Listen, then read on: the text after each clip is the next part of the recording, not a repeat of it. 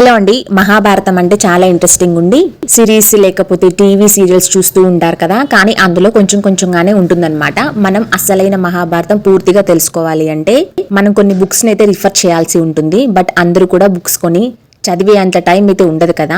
But definite గా అయితే పడుకునే ముందు ఫోన్ అయితే చూసి పడుకుంటారు కదా. సో అలా పడుకునే ముందు మీరు ఫోన్ యూస్ చేసినప్పుడు ఒక్క 15 మినిట్స్ యూస్ చేసి డైలీ ఈ మహాభారతం ఎపిసోడ్స్ వినండి. వినడమే కాదండి, ప్రత్యక్షంగా మీరే బుక్ రీడ్ చేస్తున్నట్లుగా ఉంటుంది. ఒక్కసారి రీడ్ చేస్తే అర్థం కాకపోతే సెకండ్ టైం ట్రై చేయండి. తద్వారా చక్కగా మీకు మహాభారతం తెలుసుకున్న వారు అవుతారు. ఇది వచ్చేసి సెకండ్ ఎపిసోడ్ అన్నమాట. ఫస్ట్ ఎపిసోడ్ లో మన సృష్టి ఎలా స్టార్ట్ అయింది, ఈ మహాభారతాన్ని ఎవరు రాశారు, ఎవరు చెప్పారు, ఇలా కొంచెం ఇన్ఫర్మేషన్ అయితే ఫస్ట్ ఎపిసోడ్ లో ఉంటుంది. ఇప్పుడు రెండో ఎపిసోడ్ లో వచ్చేసి మహాభారతం ఫస్ట్ నుంచి లాస్ట్ వరకు కూడా షార్ట్ గా చెప్పబడుతుంది అనమాట. ఆల్రెడీ ఇంతకు ముందు మహాభారతం విన్న వాళ్ళు ఎవరైనా ఉంటే వాళ్ళకి ఇప్పుడు ఈ వీడియోలో చెప్పేదంతా కూడా క్లియర్ గా ఇంకొంచెం కాస్త ఎక్కువగా అర్థమవుతుంది.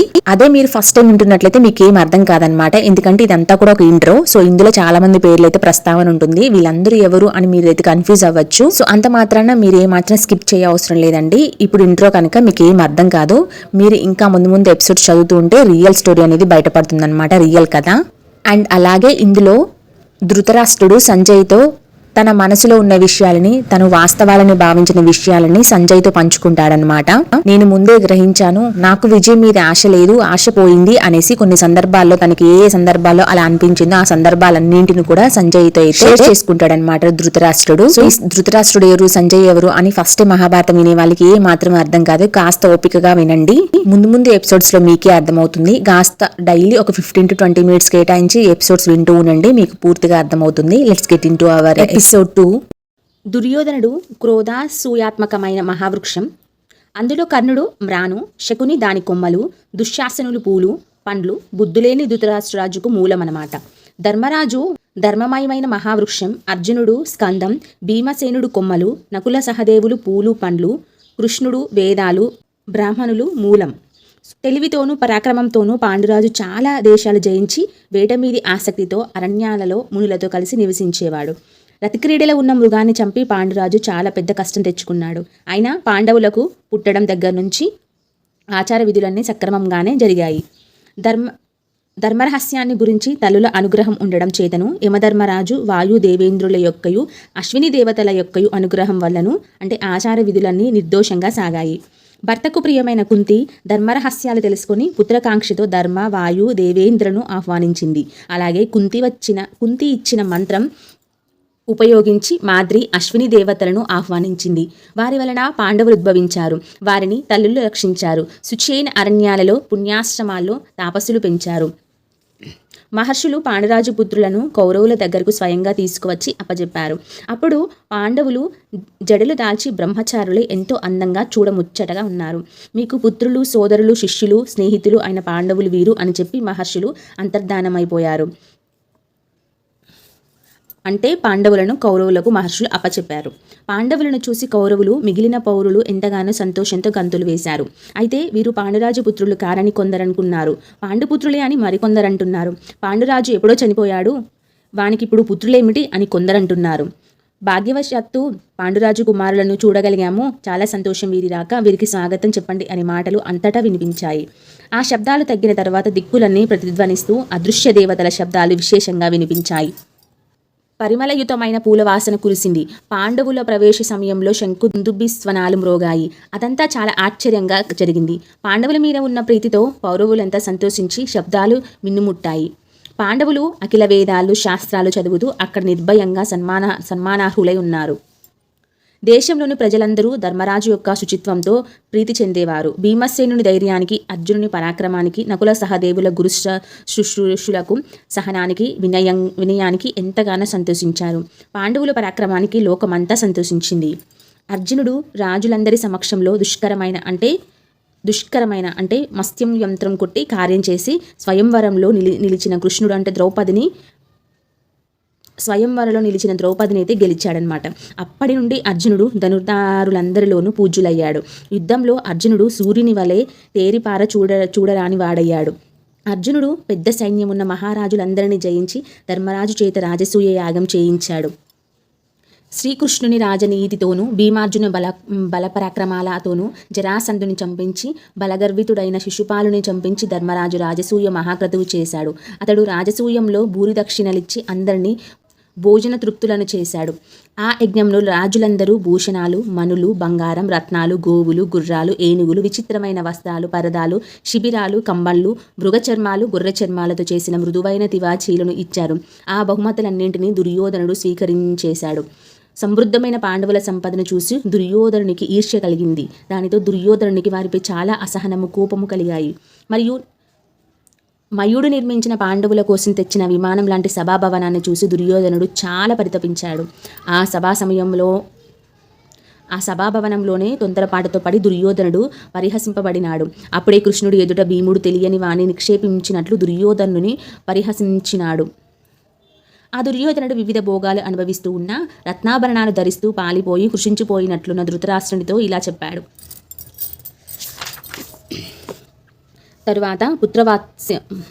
తరువాత పుత్రవ్యామోహంతో ధృతరాష్ట్రుడు ద్యూతానికి అనుమతించాడు. అది విని వాసుదేవునికి చాలా కోపం వచ్చింది. ధృతరాష్ట్రుని మనస్సుకు సంతోషం కలగలేదు. వివాదాలను అనుమోదించాడు. దూత్యం దగ్గర నుంచి ఎన్నో ఘోర కృత్యాలన్నీ కూడా ఉపేక్షించాడు. విదురుని, భీష్ముని, కృపద్రోణులను కాదని యుద్ధంలో పరస్పరం కొట్టుకున్నారు. పాండవులు జయిస్తున్నారని అప్రియవార్త విని కర్ణాశకుని, దుర్యోధనుల అభిప్రాయం గ్రహించి ధృతరాష్ట్రుడు చాలా ఆలోచించి సంజయునితో ఇలా అన్నాడు. ఇప్పటి నుంచి ధృతరాష్ట్ర మహారాజు సంజయునితో మాట్లాడిన సంభాషణ అంతా కూడా ఉంటుందన్నమాట. అంటే యుద్ధం ఓడిపోయే ముందు ధృతరాష్ట్రుడు సంజయుతో ఇలా పలికాడనమాట. సో ఇప్పుడు ఈ నెక్స్ట్ వచ్చే శ్లోకాలన్నీ కూడా ధృతరాష్ట్రుడు సంజయునితో పలికిన విషయాలే అనమాట. సో సంజయ, నేను చెప్పేదంతా విను. నన్ను తప్పు పట్టకు, నా మీద కోపడకు. నీవు పండితుడవు, మేధావివి, బుద్ధిమంతుడవు, ప్రాజ్ఞసమ్మతుడవు. నాకు యుద్ధం అంటే ఇష్టం లేదు. కులక్షయంతో నాకు ప్రీతి కలగదు. నా కొడుకుల మీద, పాండవుల మీద నాకు భేదభావం లేదు. కానీ పెద్దవాడైన నా మీద క్రోధవశులై పుత్రులు దోషం ఆరోపిస్తున్నారు. నేను కనులు లేనివాడను, దీనభావంతోనూ పుత్ర వ్యామోహంతోనూ కొంత అన్యాయాన్ని సహించి వస్తున్నాను. మందబుద్ధి అయిన దుర్యోధనుడు తాను అజ్ఞానంతో మునిగిపోతున్నాడు. వాడితో నేను మునిగిపోతున్నాను. రాజసూయాగంలో శక్తిశాలి అయిన ధర్మరాజు యొక్క సర్వోచ్చ సంపదను చూసి, ఆ మాయసభను చూసి పరిహసించబడిన సహించలేకపోయాడు దుర్యోధనుడు. పాండవులను స్వయంగా యుద్ధంలో జయించలేక సుక్షత్రియుడైన ఉత్సాహం లేని శకునితో కపటదూత్యం ఆడడానికి ఆలోచించాడు. ఆ విషయాలు ఎప్పుడెప్పుడు నాకు ఎలా తెలిసాయో సంజయ చెప్తాను విను అని చెప్తూ ఉన్నాడనమాట ధృతరాష్ట్ర మహారాజు సంజయునితో. సూతపుత్ర, బుద్ధియుక్తమైన నా మాటలు విని నన్ను ప్రజ్ఞాచక్షుడుగా నీవే గ్రహిస్తావు అని అంటూ ఉన్నాడనమాట. సంజయ, విల్లు ఎక్కుపెట్టి చిత్రమైన లక్ష్యాన్ని నేలగూర్చి రాజులందరూ చూస్తూ ఉండగా ద్రౌపదిని అర్జునుడు చేపట్టినట్లు వినగానే నేను విజయం మీద ఆశ వదులుకున్నాను. ద్వారకలో నిద్రించి సుభద్రను అర్జునుడు ఇంద్రప్రస్థానానికి తీసుకుపోయినట్లు, తరువాత బలరామకృష్ణులు కూడా ఇంద్రప్రస్థానానికి వెళ్ళినట్లు విన్నప్పుడే నాకు విజయం మీద ఆశ పోయింది. దేవేంద్రుని వర్షాన్ని దివ్యబాణాలతో ఆపి కాండవవనాన్ని అర్జునుడు అగ్నికి ఆహుతి చేశాడని విన్నప్పుడే విజయం మీద ఆశలు పోయాయి. సంజయ, లక్క ఇంటి నుండి కుంతితో పాండవులందరూ విడివడి తప్పించుకున్నారని, ఆ పనిలో విదురుడు కూడా తోడ్పడినాడని విన్నప్పుడే నాకు విజయం మీద ఆశ పోయింది. అర్జునుడు రంగమధ్యంలో లక్ష్యాన్ని భేదించి ద్రౌపదిని స్వీకరించాడని, శూరులైన పాంచాలులతో పాండవులు కలిసిపోయారని విన్నప్పటి నుండి నాకు విజయం మీద ఆశ లేదు. సంజయ, రాజుల మధ్య వెలిగిపోయేవాడు మగధరాజు జరాసంధుడు. భీమసేనుడు వెళ్ళి వానిని ఏ ఆయుధము లేకుండా బాహుబలంతో చంపాడని విన్నప్పుడు నాకు విజయం మీద ఆశపోయింది. పాండుపుత్రులు దిగ్విజయం చేసి రాజులను వశపరుచుకున్నారని, ధర్మరాజు రాజసూయ యాగం చేశాడని విన్నప్పుడు విజయం మీద ఆశపోయింది. సంజయ, భర్తలున్నా లేని దాని వలె ద్రౌపది విలపిస్తూ ఉన్న ఏకవస్త్రై రజస్వలయ్యి ఉన్న సభలోకి లాగుకొని రాబడింది. అది విన్నప్పుడే విజయం మీద ఆశపోయింది. కితువుడు, మందబుద్ధి అయిన దుశ్శాసనుడు ద్రౌపది వస్త్రాలను చివరిదాకా లాగగానే పోయాడని, వస్త్రాల రాశి అక్కడ ఏర్పడిందని విన్నాక నాకు విజయం మీద ఆశపోయింది. ఊహించలేని పరాక్రమవంతులైన తమ్ములతో ధర్మరాజు శకుని చేత జూదంలో ఓడిపోయి రాజ్యం పోగొట్టుకున్నాడని విన్నప్పుడు నాకు విజయం మీద ఆశపోయింది. సంజయ, ధర్మాత్ములైన పాండవులు వివిధ చేష్టలు చేస్తూ బాధపడుతూ కూడా అన్నగారి మీద గౌరవంతో అడవికి వెళ్లారని విన్నప్పుడు నేను విజయం మీద ఆశ వదులుకున్నాను. సంజయ, అడవిలో ఉన్న వేల కొద్దీ స్నాతకులు ధర్మరాజును అనుసరించి ఉన్నారని, భిక్షాటనం చేసుకుంటూ ఉన్న మహాత్ములైన బ్రాహ్మణులు అతనిని సేవిస్తున్నారని విన్నప్పుడు నాకు విజయాశ పోయింది. కిరాత రూపంలో వచ్చిన మహాదేవుని యుద్ధంలో సంతృప్తిపరచి అర్జునుడు పాశుపత మహాస్త్రం గ్రహించాడని విన్నప్పుడే నాకు విజయం మీద ఆశపోయింది సంజయ. అరణ్యవాసం చేస్తున్నప్పుడు కూడా పాండవులను చాలామంది ప్రాచీన మహర్షులు వచ్చి ఉపాసించేవారని తెలిసినప్పుడే విజయం మీద ఆశ వదిలిపెట్టేశాను. అర్జునుడు స్వర్గాన్ని అధిరోహించి ఇంద్రుడి నుండి ప్రత్యక్షంగా యథావిధిగా దివ్యస్త్రాలు నేర్చుకుని ప్రశంసలు పొందాడని సత్యప్రతిజ్ఞుడయ్యాడని విన్నప్పుడే నాకు విజయాశ నశించింది. వరగర్వితులై దేవతలకు కూడా జయింపశక్యం కాని కాలకేయులను పౌలోములను అర్జునుడు జయించాడని విన్నప్పుడే నాకు విజయం మీద ఇక ఆశ పోయింది. రాక్షసవధ కోసం శత్రునాశకుడైన అర్జునుడు వెళ్ళాడని చరితార్థుడై ఇంద్రలోకం నుండి వచ్చాడని విన్నప్పుడు విజయం మీద ఆశపోయింది. తీర్థయాత్రలు చేయాలనుకుంటున్న ధర్మరాజు దగ్గరకు లోమహర్షి వచ్చి చెప్పిన అర్జునుని దివ్యాస్త్ర లాభం విన్నప్పుడు నాకు విజయం మీద ఆశ నశించిపోయింది సంజయ. భీమసేనాది పాండవులు మనుష్యులకు ప్రవేశింపశక్యం కాని ప్రదేశానికి వెళ్ళి కుబేరుని కలిసి వచ్చారని విన్నప్పుడే నాకు విజయాశ పోయింది. కర్ణుని ప్రోత్సాహంతో ఘోషయాత్రకు వెళ్ళిన నా పుత్రులను గంధర్వులు బంధించారని అర్జునుడు మా పుత్రులను విడిపించాడని విన్నప్పుడే నాకు విజయం మీద ఆశ పోయింది సంజయ. యక్షుని రూపంలో వచ్చి యముడు ధర్మరాజును కొన్ని ప్రశ్నలు అడిగాడని వానికి ధర్మరాజు చక్కగా సమాధానాలు చెప్పాడని విన్నప్పుడే నాకు విజయాశ పోయింది సంజయ. విరాట నగరంలో ద్రౌపదితో సహా పాండవులు మారువేషంలో నివసిస్తున్నారని నా వాళ్ళు తెలుసుకోలేకపోయారని విన్నప్పుడే నాకు విజయం మీద ఆశ లోపించింది సంజయ. 105 తమ్ముళ్లతో సహా కీచకుని ద్రౌపది కోసం భీముడు చంపాడని విన్నప్పుడే నాకు విజయాశ పోయింది సంజయ. నా వీరులందరూ అసహాయుడైన అర్జునుని చేతిలో ఉత్తర గోగ్రహణంలో ఓడిపోయారని విన్నప్పుడే నాకు విజయాశ నశించింది సంజయ.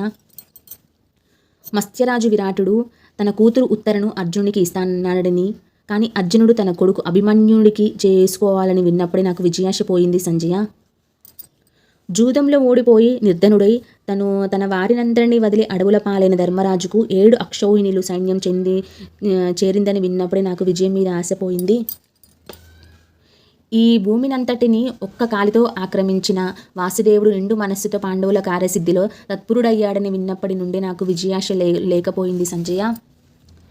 నరనారాయణులే శ్రీకృష్ణులని నేను వారిని బ్రహ్మలోకంలో చక్కగా చూశానని నారదుడు చెప్తుంటే విన్నప్పుడు నాకు విజయం మీద ఆశ చచ్చింది సంజయ. లోక కళ్యాణం కోసం కృష్ణుడు సంధి కోరి కౌరవుల దగ్గరకు వచ్చి సంధి చేయడంతో విఫలుడై వెళ్ళిపోయాడని విన్నప్పుడే నేను విజయాన్ని ఆశించడం మానేశాను. కన్న దుర్యోధనుల కేశవుని బంధించాలని నిశ్చయించుకున్నారని విన్నప్పుడు అప్పుడు కృష్ణుడు విశ్వరూపాన్ని చూపుతున్నప్పుడే నాకు విజయం మీద ఆశ పోయింది సంజయ. వాసుదేవుడు తిరిగి వెళ్ళిపోతూ ఉంటే ఆర్తురాలే నిలిచిన కుంతిని కేశవుడు ఓదార్చాడని విన్నప్పుడే నేను విజయం గురించి ఆశించడం మానేశాను. మంత్రి అయిన వాసుదేవుడు భీష్ముడు ద్రోణుడు పాండవులకు ఆశీస్సులిస్తున్నారని విన్నప్పుడే ఇక విజయాశ పోయింది సంజయ. నేను యుద్ధం చేస్తూ ఉంటే నేను యుద్ధం చెయ్యను అని కర్ణుడు భీష్ముడితో అని సేన విడిచి వెళ్ళిపోయినప్పుడే నాకు విజయాశ కలగడం మానేసింది. ఉగ్రపరాక్రమం కల వాసుదేవుడు అర్జునుడు గాంధీవము ఒకచోట చేరాయని విన్నప్పుడే నాకు విజయాశ పోయింది సంజయ. అర్జునుడు మహోవిష్ణుడై రథం నొగలి మీద చెతికిలి పడిపోయినప్పుడు కృష్ణుడు తన శరీరంలో లోకాలన్నింటినీ అర్జునుడికి చూపించాడని విన్నప్పుడు విజయాశ పోయింది సంజయ. శత్రు సంహారకుడైన భీష్ముడు యుద్ధంలో రోజుకు 10,000 మంది రథికులను చంపుతున్న పాండవ పక్షాన ప్రసిద్ధుడొక్కడు చావలేదని విన్నప్పుడే నాకు విజయాశ పోయింది సంజయ. ధర్మాకుడైన భీష్ముడు యుద్ధంలో తన మరణానికి మార్గం చెప్పాడని అది విని పాండవులు సంతోషించి ఆ పని చేశారని విన్నప్పుడు నాకు విజయాశ పోయింది సంజయ. అర్జునుడు శిఖండిని ఎదుటపెట్టి యుద్ధంలో మిక్కిలి శూరుడైన భీష్ముని చంపాడని విన్నప్పుడే విజయం మీద ఆశ నశించింది సంజయ. సోమక వంశీయులను కొద్దిమందిని మాత్రమే మిగిలిన భీష్ముడు అంపశయ్య మీద పడినప్పుడు మంచినీరు అడిగితే అర్జునుడు భూమిని ఛేదించి నీళ్లు రప్పించి భీష్మునికి సంతృప్తి కలిగించాడని విన్నప్పుడే నాకు విజయాశ పోయింది సంజయ. రోజు పాండవులకు వాయువు సూర్యచంద్రులు అనుకూలంగా ఉంటున్నారని మా వాళ్లను కుక్కలు అరుస్తూ భయపెడుతున్నాయని విన్నప్పుడే నాకు జయాశ పోయింది. చిత్రంగా యుద్ధం చేయగల ద్రోణుడు వివిధ అస్త్రాలను ప్రదర్శిస్తూ ఉన్న పాండవులను మాత్రం చంపడం లేదని విన్నప్పుడే నాకు జయాశ పోయింది. అర్జునుని చంపడానికే ఉంచిన మహారథులైన సంక్షప్తకులు అర్జునుని చేత చనిపోయారని విన్నప్పుడే విజయం మీద ఆశపోయింది. ఇతరులకు అభేద్యంగా పన్ని ద్రోణుడు స్వయంగా రక్షించే పద్మవ్యూహంలో ఒక్క వీరుడు ఎవరూ లేకుండా అభిమన్యుడు ప్రవేశించగలిగాడని విన్నప్పుడే నాకు జయాశ నశించింది. మా మహారథులంతా అర్జునుడిని చంపలేక అభిమన్యుని చుట్టుముట్టి అందరూ కలిసి బాలుడైన అభిమన్యుని చంపి సంతోషపడినప్పుడే నాకు విజయం మీద ఆశపోయింది సంజయ. అభిమన్యుని చంపి సంతోషించే కౌరవులను చూసి సైంధవుని గురించి అర్జునుడు క్రోధంతో ప్రతిజ్ఞ చేసినప్పుడే నాకు జయాశ ఎగిరిపోయింది. సైంధవుని చంపుతానని చేసిన ప్రతిజ్ఞను అర్జునుడు నిలబెట్టుకున్నాడని విన్నప్పుడే జయం మీద ఊహ లేకపోయింది. గుర్రాలు అలసిపోయాయి, సేదతీరాలని శ్రీకృష్ణుడు అర్జునుడు ఒక చెరువును సృష్టించి నీళ్లు త్రాగేటట్లు చేశాడు. తరువాతనే కృష్ణుడు వాటిని రథానికి పూంచి బయలుదేరాడని విన్నప్పుడే నేను విజయం గురించి ఊహించడం మానేశాను. యుద్ధంలో గుర్రాలు రథాన్ని లాగలేకపోతే రథం నొగలి మీదనే ఉండి యోధులందరినీ వారించాడు అర్జునుడని విన్నప్పుడే జయాశ వదులుకున్నాను. సైంధవ నాడు ధర్మరాజు సాత్యకిని అర్జునుడికి సాయపడడానికి పంపితే ద్రోణుని ఏనుగుల సముదాయం అడ్డుపడింది. వాటిని సంహరించి సాత్యకి కృష్ణార్జునులను చేరాడని విన్నప్పుడే విజయాశ వదులుకున్నాను. భీముని చంపకుండా కర్ణుడు కేవలం మాటలతో పరాభవించి వింటి కొప్పుతో పొడిచి విడిచిపెట్టాడని విన్నప్పుడే నాకు జయాశ పోయింది సంజయ.